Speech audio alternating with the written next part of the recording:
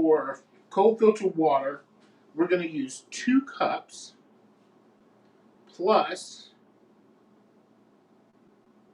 1 and 1 plus 2/3 of a cup. So 2 and 2/3 of a cup of cold water. Now, if you don't have the dry milk powder, half of that needs to be water, just as long as you come up to the same amount. So for us who are doing it in grams, that's 480 grams of water. Mine's water and milk. I always put that in first when you're dealing with a stand mixer, so the flour doesn't go everywhere and so that the flour doesn't stick to the bottom of the bowl. That's a problem. Sometimes you're mixing away, you get down, you think you're all done, and you get down to the end of the bowl and there's still dry flour down there. So this is a good way to alleviate that. Now, the next thing I'm going to do is add my yeast. We've got 8 grams of yeast going in here, which is 2 teaspoons and about a half. So 2 1/2 teaspoons of active dry yeast, which is the same as about 8-9 grams of yeast. Okay? And just sprinkle that across the top. If you're using SAF gold yeast or SAF red yeast, which is the professional yeast, then you don't have to proof this. Pound packets. See that? Now there's a gold and a red. The red is for making stuff like this.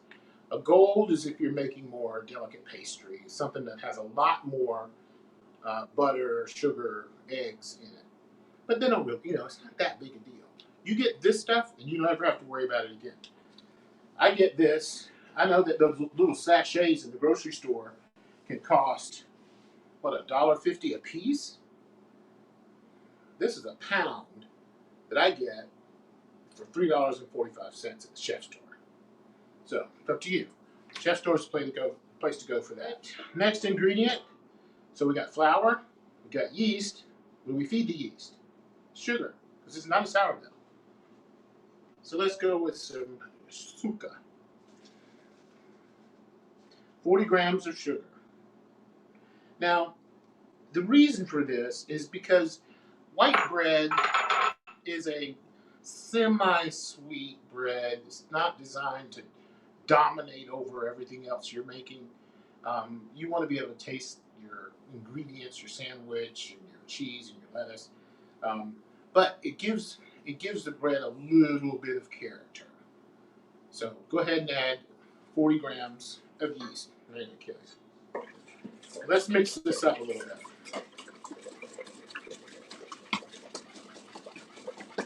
You notice I haven't added my salt because I do everything I possibly can to keep my salt and yeast apart. If you have a stand mixer, more power to you. But if you don't, this can be done by hand. Just take your flour, pour it out onto the counter, make a well, and do all the wet ingredients in the middle of the well, and slowly incorporate the dry ingredients into the wet, and knead with your hand. So now we're going to add some bread flour. 950 grams of King Arthur bread flour, which is what I use, only because it's consistent. I know what I'm getting every time.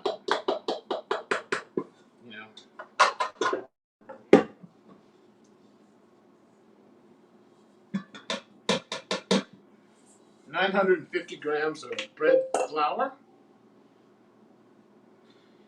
and just a little bit of AP flour, just for just a little lightness to it. A half, 7 1/4 cups of bread flour. Now the unbleached bread flour is 1/2 cup, 65 grams of unbleached bread flour. See, y'all need to get a scale because you're confusing me. And plus, my weight of flour is different than your weight of flour. We had a contest, and everybody had to bring in the exact amount of flour, and everybody ran home and got their measuring devices and came back. The guy who would win is the guy with the scale, because that's accurate. All right. Now this is my secret bread book, by the way. So for this case, we're using kosher salt. Kosher salt is a little bigger in granulation. It's a lot bigger. It's not like table salt. So we're going to add that now to the flour because the yeast and the sugar and the water are all on the bottom, and the protection that I need from the flour and yeast getting together is going to happen because the barrier of the flour. So now we don't have to worry about too much of anything. Now we're going to start this out on 1.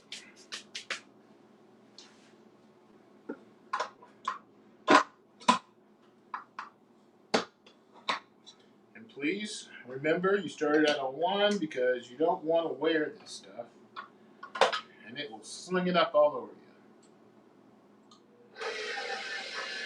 Okay? Let that go for 2 minutes. The next thing you're going to need to do is preheat your oven to 350 degrees with your pizza stone in there if that's what you're using. And get yourself out 75 grams of butter. See how that's beginning to struggle a little bit? Let's give it a little bit more torque.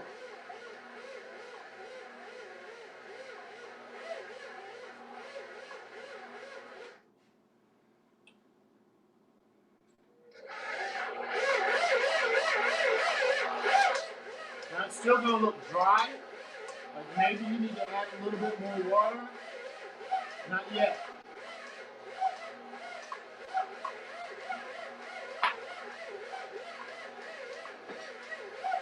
We're going to add 75 grams of butter. Now, we used cold water when we did this, and we're using cold butter when we do this for 2 reasons. One, I want my finished dough to be about room temperature, 75 degrees.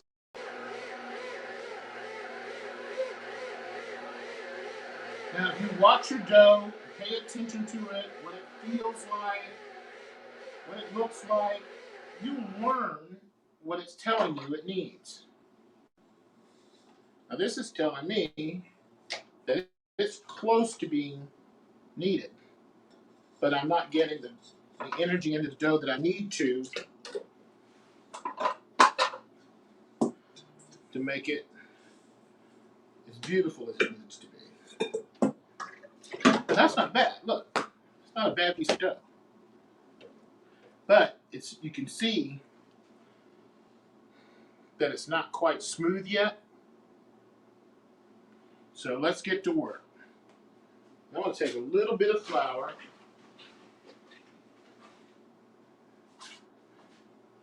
and just off to the side in case I need it.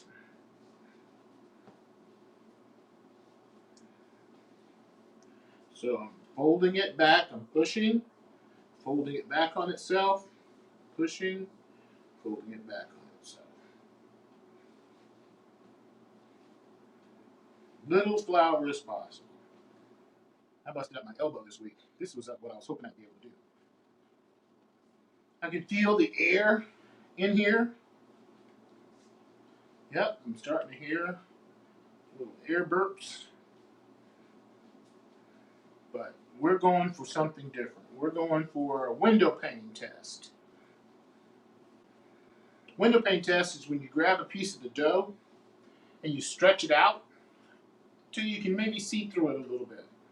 And if it holds up, it doesn't tear, then you're in good shape. Your dough is ready to be proofed. And the reason we want that is because then you know the gluten membrane is strong enough to hold in all the carbon dioxide released by the yeast. If it's not smooth and it still has rough edges, a lot of that CO2 escapes, and you wonder, why did my bread rise? Or why didn't it pop up in the oven? Because it's underneath it. How about that? less oil is coming out.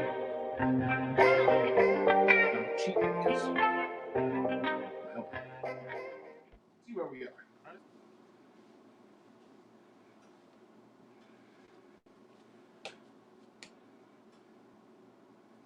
You can tell it's still a little rough. See, it's tearing, but it's getting there. You see that? It's getting there. It won't be long.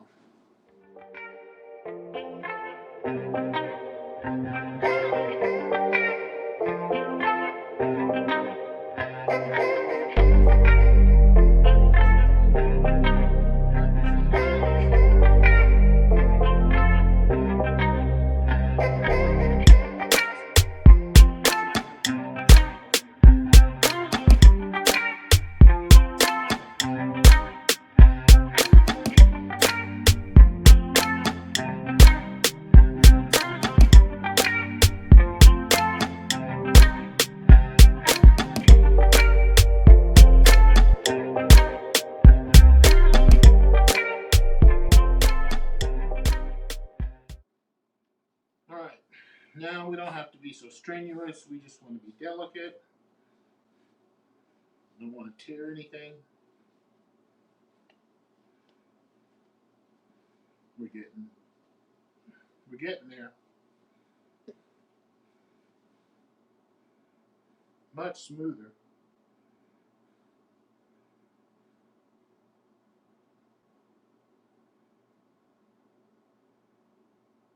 A little bit of tearing, but it's there. Now understand, you don't have to be perfect on this.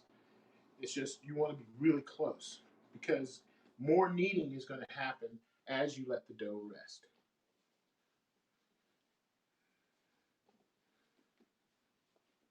That's the enzymatic activity, the yeast and the bacteria working, the good stuff. Notice we didn't spray any chemicals or inject any extenders or put any kind of mold inhibitor in this bread because it's bread. That other stuff, they get to call it bread, but it's not. And when you have this, I think you'll notice the difference. All right.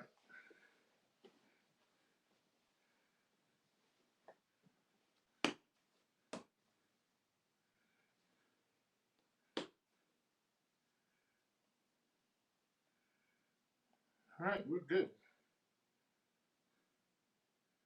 Tearing a little, but we're good.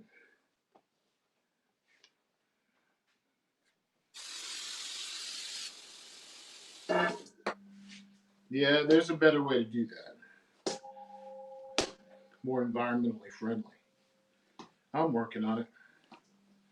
Now what I'm doing is rolling it on itself just to create a ball. Nice tight ball.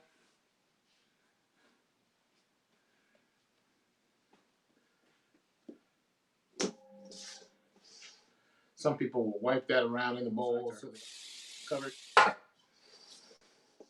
That's how I make sure all sides are covered. Now, this goes down for about an hour and a half rest.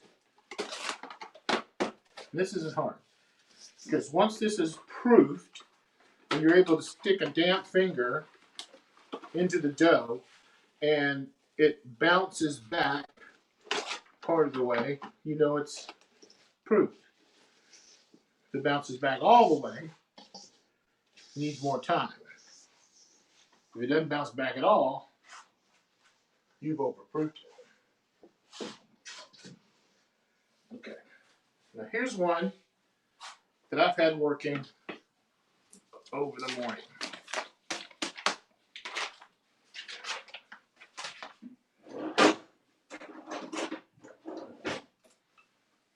So let's see what this looks like. Why am I putting this in the sink? mistake.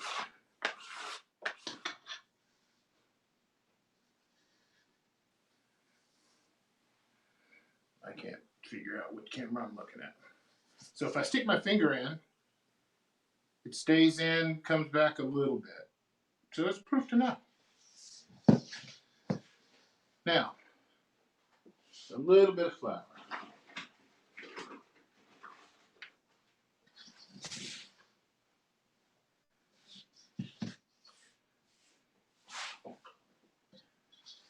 Put a little bit around the edges because I don't want to deflate this dough. So yours is out now resting for an hour. Mine has rested for an hour, as proofed. And all I'm doing is going around the edges, making some of that flour drop down in so it comes out easy. And I want this to come out naturally. I don't want to pull it or anything like that. Now look at that. Gosh, the smell of that is amazing. This is good. Now, just from having done this a time or two, I know this is about 911. There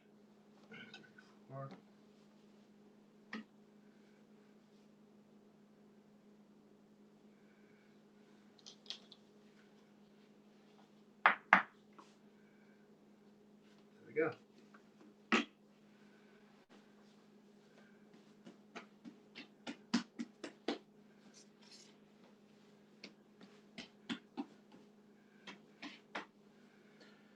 Now, I'm going to do a little decoration on this.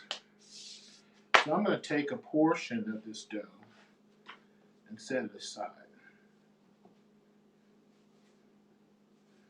Fold it into a nice little string.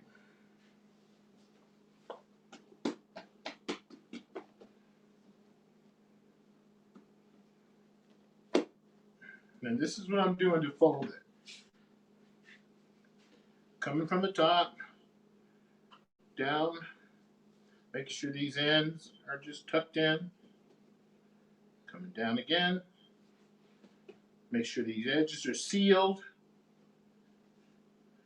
One more time. Seal the edges. Seal the edges. These are a little bit smaller than what I normally do because I'm going to be doing something a little interesting with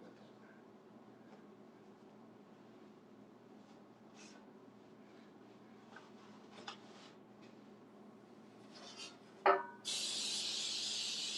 Make sure you spray your pan.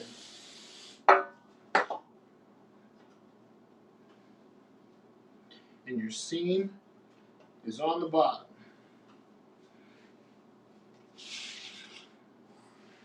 Now you get to watch me do something I've never done.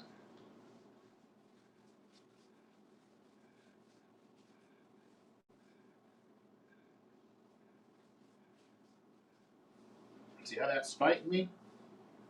What I say to do. Always give it a few minutes.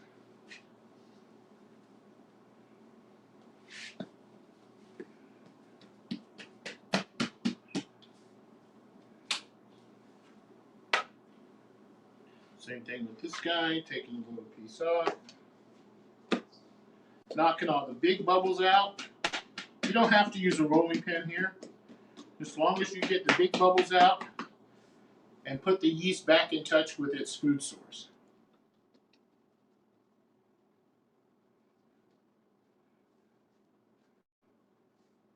Make sure you seal the edge. You get a reasonably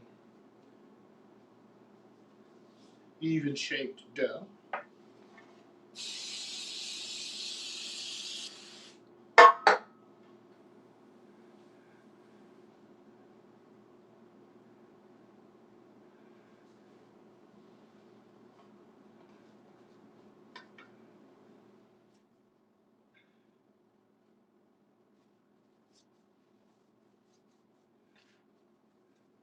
Little braid to go on the top, just as a point of pride.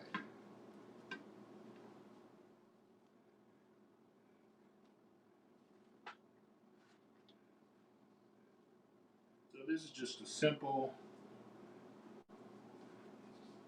braid.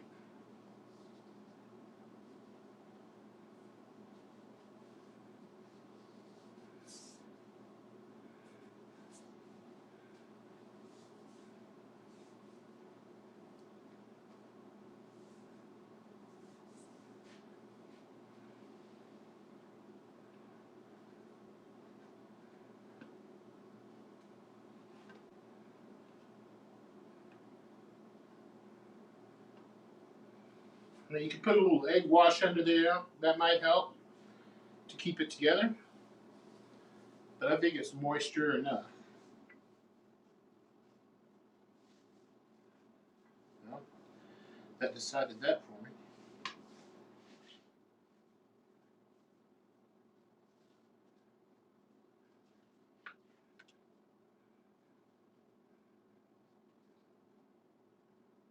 This is it.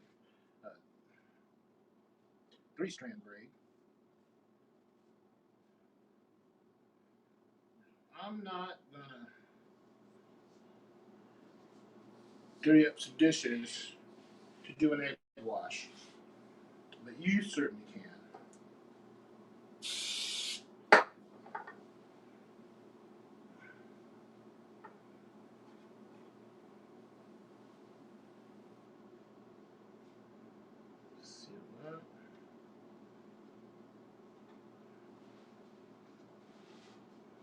So, interesting. It's all bread, you can eat it. Let's see what it looks like. Alright, these are going to go into the oven after they've proofed.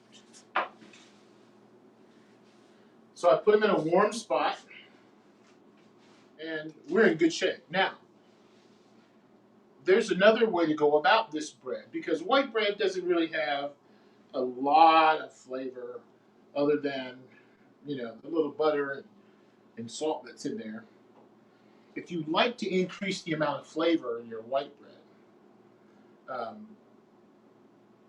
do a pre-ferment. I'll post it so you can understand what I'm talking about. Basically, you're just going to make a portion of your dough the night before. You're going to take a couple of 100 grams of flour, 5 grams of salt, a little eighth of a teaspoon of yeast, and some water, and you're going to mix that together until no more dry spots, and then leave that in the refrigerator overnight. The next day, you bring it out, you cut it up into little pieces, and you drop it in your bowl or your stand mixer, and mix it along with everything else. Because the most important ingredient in bread is time. And if we can give it some extra time overnight to develop flavor and texture, then that doesn't do anything but help us. So maybe we'll go for that one of these days coming up. All right, show note. I will have the sourdough recipe. Keep on the lookout for it. The sourdough recipe will be coming out this weekend. And it's easy to follow along, and you can make your own sourdough starter. So make sure that you feed your starter at least, 4 or 5 hours before you want to bake with it. Take it out, feed it. Some of you can take a portion of that out and mix it with, say you have to have 300 grams of starter. You take 75 grams out. Now, of that, you take 50 grams out. Of that 50 grams of starter that you took out, 25% of that is water, 25% of that is flour. So if you need 300 grams of water and 300 grams of flour, then you're really going to need 175 grams of water, 175 grams of flour, because you're using 25 of each by introducing your starter. And mix that in a separate bowl, let that sit on the counter overnight, and that will become bubbly like your new starter, and you can use that in your recipe. Because you don't want to run out of starter, right? All right. Does anybody have any questions? And today's been a kind of a strange day. Peyton's not here, and I can't hardly see questions. So Let me know what it is in the comments. I try to answer every single one of your questions. These shows will be on YouTube. Go to my YouTube channel, Henry's Bread Kitchen, and you can watch ones you've missed, ones that ones that will help you get through some tough times. So while you're over there, subscribe and like and all that sort of thing, and we'll take real good care of you. I'm so grateful for all the new members this week and last week. It's just hard to believe that this many people care this much about a craft. So if you're knowledgeable about these subjects and someone asks a question and I haven't gotten to it yet, feel free to log in and tell us what you think. That way I come right behind you and tell you you were wrong. I'm just kidding. Never do that. All right? Thank you all for joining us. I will post the pictures of those coming out of the oven as soon as they do.